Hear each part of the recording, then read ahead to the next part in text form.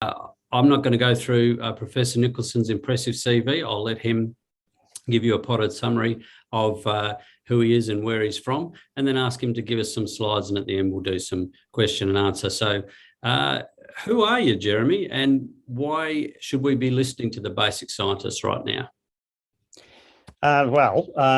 We've got an unprecedented situation in sort of medical history, actually modern medical history.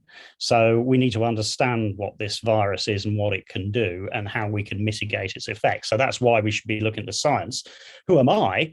I'm a medical scientist. So I spent decades working on various research programs around metabolic disease in the UK. Prior to coming out to Australia 3 years ago, I'd been at Imperial College London for 20 years. Latterly as the head of the Department of Surgery and Cancer, one of the largest clinical departments in the world. So although I'm a medical scientist, I was still running a clinical department. So I have an appreciation of both the importance of basic science and how to clinically translate it as well. So when we came out here, and I brought several of my team with me, it was to create a new Phenome Centre, now known as the Australian National Phenome Centre, which is a laboratory, very complex and advanced laboratory that is designed to measure the biochemistry of disease, many different pathways, many different features of disease processes are expressed chemically. And so if we use a range of chemical instrumentation, we can basically fingerprint the disease and use that not only to say what the disease is, i.e. new diagnostics, potentially new prognostics, what the disease is going to do, but we can also look at the substrata of the disease, how the different types of disease emerge. So there are many different types of diabetes, for instance, and that originally was one of our top targets of disease to look at. But basically, almost as soon as we'd opened the new laboratory, COVID came along. So that became the top of the list of things to do. And indeed, COVID is a sort of emergent zoonotic disease. It's come out of animals and overflowed into humans. Very little known about it. And that's where the sort of exploratory technology that we've been developing for decades actually comes into its own, because you can start to find out new things about a disease very quickly if you've got the appropriate samples, like blood samples or urine samples or something like that. That is basically who I am and what we're doing. And so for the last 18 months or so, we've been working, the whole group has been working on COVID-19, and we've been collecting samples from all over the world, and we've learned a great deal about the disease. Unfortunately, most of it's bad news, but importantly, we're learning about the molecular features of the disease, which will help us with future interventions, designing future interventions to mitigate the disease process. We would typically analyze thousands and thousands of metabolites in every single sample using a whole range of technologies, from nuclear magnetic resonance spectroscopy through to mass spectrometry. So every sample that comes into our lab is split into multiple subsamples and then run in parallel through a large number of machines, each one of which opens a different biochemical window into metabolism. And so it's quite cool, because you can then put that all together statistically to describe the whole biochemical system in a way that's not normally possible in conventional laboratories, and even not possible in most research laboratories. I mean, our lab is about $50 million worth of equipment with dozens and dozens of different types of spectrometers which measure different chemical features. So not only can we measure a wide range of things, because we have a very large number of machines, we can measure a lot of samples. So I think we're capable of running hundreds of thousands of samples a year if we turn the volume up.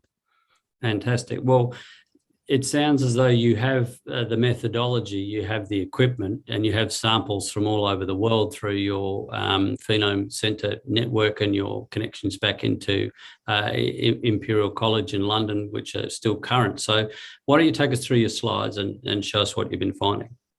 So the important thing is our new laboratory is on the Fiona Stanley Hospital campus, which is a relatively new hospital in its own right. It's only about 5 or 6 years old. And so we are right in the heart of the action, if you know what I mean. So we're 50 meters away from where the patients are. And if you look at the bottom here, we've got on the left-hand side, we've got nuclear magnetic resonance spectroscopy. We've got the most powerful facility in the southern hemisphere. As a matter of fact, we've got now 12 NMR spectrometers. And on the right-hand side, we see some of the mass spectrometers. There's actually 36 mass spectrometers. Again, the most powerful facility almost in the world. Actually, there's probably only one or two labs that are more powerful. And all these different machines can measure different chemical properties of the body. And we also, when we've modeled all these things and put them all together statistically, we can use advanced data visualization technology. That's all in the lab as well. So bringing everything together and visualizing it is very important, because it's, of course, doctors ultimately have to make decisions based on data, and the sort of things, the data that comes out of these, the raw data that comes out of these complex spectrometers is very difficult for doctors to analyze. So we then reprocess it in a way that's much easier for doctors to make decisions. So if you look at some of the things that we've got, we've actually got more than 10,000 COVID-related samples. We had a COVID-19 import license. It might be the only one in Australia. We got that fairly early on because we knew this was going to be important. And we also knew that Australia, at least in the first instance, was not going to be heavily hit. So we'd probably be low on samples. But we do have samples from our local hospitals, Fiona Stanley and the Royal Perth. We've also got a vaccination longitudinal clinical trial going on. In fact, we've actually, because we are frontline sort of biomedical scientists, we handle samples with live virus. We have to be all vaccinated. The whole laboratory is vaccinated. So it's 30-something people. So we actually built a little clinical trial around that. So they've got the before, during, and after biochemistry, and looking at the biochemical effects of the vaccine in a rather a unique way. So we're studying the vaccine in the same way as we're studying the effects of the virus, and it's very unusual to be able to put those things together. Through our contacts and collaborators, we've got a major study from the University of Cambridge, longitudinal study on hundreds of people. We're now at 1 year follow-up on those people. That was in the first Wuhan variant phase, of course. We've got a major collaboration with Harvard Medical School. We have a unique pediatric COVID collection, including something called MIS-C, multiple inflammatory syndrome in children, which is a really nasty variation on COVID. And we've also got 3,000 samples from an NIH longitudinal study that's going on at Harvard as well, which also includes follow-ups. And then we've got other countries, and this is not exhaustive. So in addition to having very useful and powerful longitudinal data, we've also got multiple ethnic backgrounds, multiple country backgrounds. And so we can see if those data cross-model, because there's no point in creating a new diagnostic that only works in Japanese or something. You have to be able to make sure that what you're detecting will work right across the board. And we're in that position that we can do that. Just to remind you, this is this morning, today, Christmas Eve, right? A happy Christmas, everybody. The highest number of COVID cases ever recorded today. Nearly 1 million people were infected today, and more than that will be tomorrow. We have the highest numbers infected in Australia as well, something about 9,000 today and yesterday, and that's going to go up with the Omicron variant. Across the world, 278+ million. These number of cases, that's 12 people per second are being infected. So anybody who thinks this is over is far from true. Of course, in Australia, we actually had almost, I wouldn't say no cases, we had about 30,000 cases up till about June this year. And since then, we've added another 240,000. So it's really kicking off, but we still had a very low death rate. And that's partly because of vaccination, but it's also because, in fact, that the healthcare system in Australia is really quite good in terms of accessible healthcare. Whatever people want to complain about, it's actually pretty good on the world scale. But it is in danger of being overrun if Omicron really takes off, which I think it probably will. And of course, if you look at it from the world's point of view, we're actually through about we're in the 6th wave. As I said, with the highest ever number of cases recorded yesterday and today. But the death rate at the moment is relatively constant. So the recent global surge due partly to Omicron, but also Delta and Delta Plus, which have been busy for several months now, hasn't been reflected in the death rate yet. And that is also because of an effective vaccination policies in many of the countries. It's amazing. It's exactly 1 month today that Omicron was reported to the WHO, and here we are with it in 90 plus countries with millions and millions of people already infected. It's really quite extraordinary the way that this one has taken off. So it's got a lot of mutations, including very good mutations which help it get into the body and unlock the key that opens the cell. But some data, and I emphasize that this is very early stages, some data indicates it might be slightly less severe than previous variants. So when you get it, you're less likely to be hospitalized, for instance.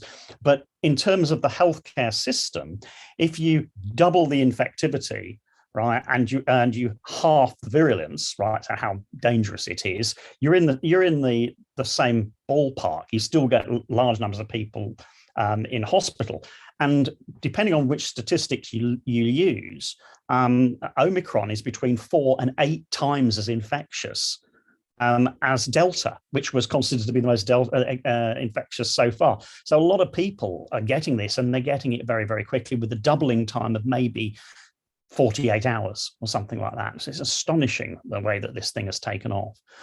The other thing that's really important from a public health point of view is that COVID itself is just the tip of the iceberg, because there's all the other what we call excess mortality that occurs because you're shutting down hospital facilities.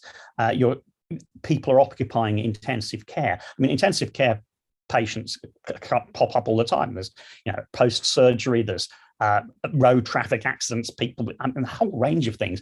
Those people can't get proper access to intensive care. So when you have something like COVID in a surge situation, occupying a lot of the beds, then those people start to die. And this is a last month's statistic, so it's actually slightly out of date. But The Economist did some calculations, and they reckon that maybe 17 million people have died of, if not COVID, then the overall effect of COVID and its presence in the population. So that's really huge. And if you actually want to compare it or something, give you an idea, if you look at the total military casualties in World War II, it was 25 million people. And that was over 5 years. And we got to 17 million in a year and a bit. So it's worse than that from World War II. And if you look at all the civilian dead, it was 70 million in total. So that's 14 million a year. So COVID is actually more than the effect of it in terms of it, of more mortality and effect on the population is more serious than World War II. So people should not dismiss this as trivial. It is quite the reverse, and we're a long way from the end of it. Of course, most of the other stuff that's relevant is that COVID is usually classified by how severity, from a severity point of view. People think about the lung features of it, which of course are most likely to hospitalize you and also the most likely to kill you. But in fact, severity has other parts to it as well. There's all the stuff you don't see. And on the right-hand side of this table or this picture, you can see all these other effects. There's almost every organ system in the body can be affected, irrespective of your respiratory state. And these other comorbidities, which are new onset comorbidities, these aren't things that are already there, right? These are things that can be caused by COVID. Some of them are asymptomatic or minimally symptomatic, but you're still ill as a result of it. So when you're asking the question, when you recovered, who's recovering, when you recovered, what are you recovered from? Is it coughing, or is it all the other things that are in there? And that's what really makes us very worried. Also, the work that we've been doing with Cambridge University indicates that even people who are very mildly affected or almost asymptomatic still can show long COVID, that's the long-term effects of this, and still can have some of these other effects, even if they're not actually in severe respiratory distress. And long COVID, there are various names for it, but post-acute COVID-19 syndrome is a scientific term, is basically all of these things, but they're going on for much longer than the hospital journey. It's quite interesting to notice that the virus doesn't hang around for that long in most people. Most people, it's the vast majority of people, the virus has gone by 60 days. And in fact, in most people by 30 days anyway. So anything beyond that is actually immunologically driven. It's driven by your immune system in many ways overreacting to the presence of the virus and causing problems in its own right. This is a rather complicated looking diagram, but it basically explains what we are trying to do. And what we're trying to do is understand the whole of what we call it the patient journey, from normality through illness and then recovery phase, although recovery isn't quite the right term for something as complex as COVID, but the trajectory through time as you go from healthy or normal state through to disease and then back again. And so if we think about starting with the normal population, this is quite interesting because our laboratory was originally partly built to study the normal population and to understand the origins of disease. And Australia is a particularly good country for having some really excellent epidemiological studies that allow you to study those sorts of processes. So here are some of the epidemiological studies that we're working on. Bustleton origins reign. HIMSS is a male study on diseases in men. MUMS is, as it might imply, to do with pregnancy. This is an arthritis and inflammatory study, diabetes, etc.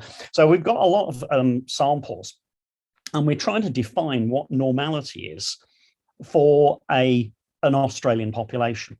And the reason that becomes important in something like COVID is because we want to be able to establish whether you fully functionally recovered after the disease. And the best way is to find out if you return, when your disease is over, to where you should be biochemically in the normal population.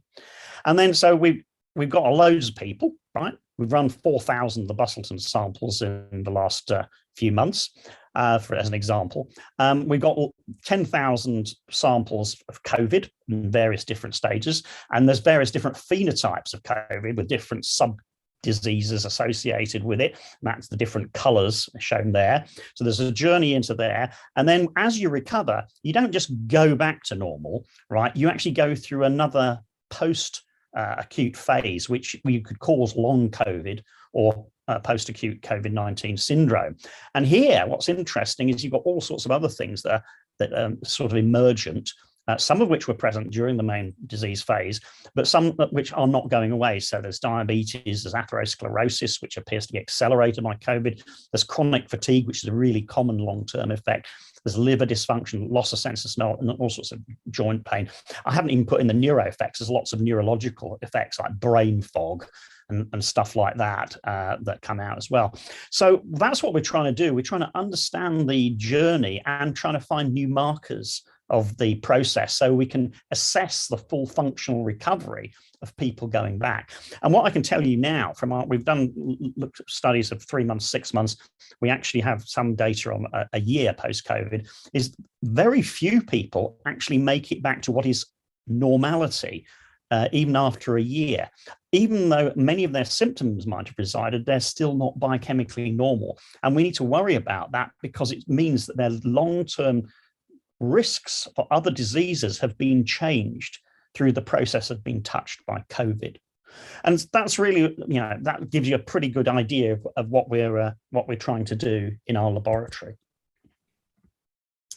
I suppose the question that springs to mind most from the presentation is, do we have information yet about how vaccines might alter someone's journey from the normal population to acute to longer term and back again? Or is it just too early to say at this stage what the vaccines are doing by way of protection? I think we can say a little bit about it. We are working on what the biochemistry of the vaccine is doing, so it's quite interesting. Even from our preliminary studies, some of the immediate effects of COVID are mimicked biochemically by the vaccine. That's a good thing because it's supposed to do that, right? So there's certain things in the lipid profile which actually plummet. They're really spectacular changes that occur in the first days of getting COVID, and they provide potentially early diagnostics for the disease and potentially prognostics for the severity. In about 50% of people, the vaccine does exactly the same thing. But the difference is, once you're vaccinated, those biochemical profiles return to normal within 2 to 3 days.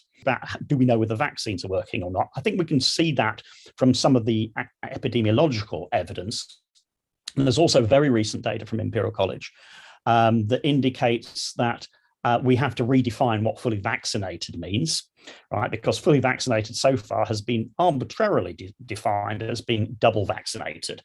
But since that decision has been made, we've got Omicron. And we now know from Omicron, you need triple vaccination to protect you. And in fact, the Imperial College data indicates you get between 0 and 20% protection of hospitalization against hospitalization from double vaccination. And it doesn't really matter which vaccine you're given, as a matter of fact, right? There's some small differences. So that's a real game changer, because Omicron is, even if it is less dangerous, and many people say that it appears to be, far more people are going to get it, whether they're vaccinated or not. Don't get me wrong on this. Vaccination is still a good thing. You need to be vaccinated, right? Because it'll be worse if you are not vaccinated. So, but I think from a political point of view and evaluating it, they need to be really agile about the way they think about changing policy, because this disease is very agile. It's changing every few months. I would argue that those 6 phases that we've seen in the world are 6 actual biological variations on the disease, and they're spaced by about 4 months as well. It's quite interesting. We'll see. Is it going to stop at number 6? I can't see any reason why it should, right? So while we've still got vast numbers of infected people out there, there's going to be more mutation, right? That's the way the thing works. There will be eventually an end point where it's sort of mutated enough, but that could be years and years away. And we have not a clue as to how far we are in this evolutionary series of the virus. And all we know is the latest variant, Omicron, is the most mutated of the lot, and is by far the most infectious of the lot. And it sounds as though it's restarted the clock to a degree on the pandemic, and really what we need to be looking at potentially at this stage is the 3rd dose vaccination rate rather than the 2nd dose for policy setting. In terms of the other thing that seems to have dropped off the radar a bit for consideration entirely is the impact of long COVID and the future burden that will put on the health system. So I suppose what we're hoping is that these levels of 2-dose vaccination and soon to come 3-dose vaccination will do something towards modifying that course of the disease. Is there any clues that you're seeing amongst all of these parameters as to which people will go on to develop it and which people won't? Is there a way of dividing them based on their immunological biochemical profiles? I think the answer to that is yes, but we don't have the full answer yet, right? So there's obviously the other thing to remember is it's not just humoral immunity, there's cellular immunity as well. So humoral immunity is about antibodies, and we can induce those with a vaccine. There's also cellular immunities, the T lymphocytes and also the B lymphocytes. So the B lymphocytes help produce the antibody response, but the T lymphocytes are involved in killing cells which are infected with virus. There's a particular group of them, these CD8, great name, CD8 cytotoxic T killer cells, right? Which are actually very important in this early process. So if a cell gets infected by a virus, it sends out messages saying, "Hell, I'm being infected by a virus. Come, kill me." Actually, it sends out a suicide note in the form of cytokines, and then these cells come in. These CD8 killer cells come in, and they destroy the cell that's making the virus and the virus. Okay. People who do not get severely ill have a very strong CD8 killer response early on in the process, within the first few days, right? The people who get ill later don't have that response. And what happens is that the cells get infected and they keep on making their cytokine signals that the immune cells, the lymphocytes, are not responding well to, until there comes what's called a cytokine storm, when there's basically an explosion of lymphocyte activity. And not only do they attack the damaged cells, they attack attack all sorts of cells, and that's when you get the really serious injury going on. So there are some such cellular markers, and we expect there to be biochemical markers that are equivalent to those as well.